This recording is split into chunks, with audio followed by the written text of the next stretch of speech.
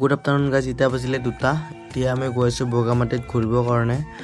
এনেকৈ লগৰটোক কল কৰিলোঁ, সি মোক বুঢ়াকে নিব আহিলে এনেকৈ। এতিয়া লগৰটোৰ লগত গৈ আছোঁ আমি বগামাটিত ঘূৰিব গৈ আছোঁ আৰু। তাৰপিছত বগামাটি প্ৰায় আমাৰ ঘৰৰ পৰা 25-26 কিলোমিটাৰ হ'ব চাগে। আৰু এইখন হৈছে তামোলপুৰ হৰিমন্দিৰ গেটখন, আৰু এইটো হৈছে হৰিমন্দিৰটো। তাৰপিছত এইটো হৈছে তামোলপুৰ হাই ছেকেণ্ডেৰী স্কুল, য'ত নেকি জুবিন দাই পঢ়ি গৈছিলে।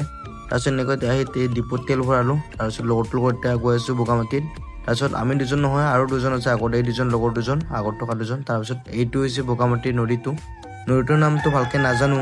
তাৰপিছত যদি ভিডিঅ'টো চাই ভাল লাগিছে তেতিয়াহ'লে লাইক কৰি দিব, আৰু নতুন হৈছে চেনেলটো ছাবস্ক্ৰাইব কৰি দিব। বাকী মোৰ মাতটো শুনি আজি ভাল নাপাব, কাৰণ মোৰ অলপমান চৰ্দি ভাৱ হৈ আছে, যিহেতু এইকেইদিন ঠাণ্ডা পৰিছে আৰু ৰাখো আহিল, ৰাখ চাই আছোঁ এইকেইদিন, সেইকাৰণে মাতটো ইমান ভাল নহ'ব। তাৰপিছত এনেকৈ দুবকুমান ফটো উঠিলোঁ, আৰু এতিয়া ডাইৰেক্ট ঘৰত গৈ আছোঁ, যিহেতু ৰাতি হ'ল। চাই পোৱালৈকে প্ৰায় বহুত দেৰি হ'ল, 7টামান বাজিল, ৰাসৰ লাইট জ্বলি গ'ল। এতিয়া আহিম ৰাখ চাব, তেতিয়াহ'লে লগ পাম এতিয়া নেক্সট ভিডিঅ'।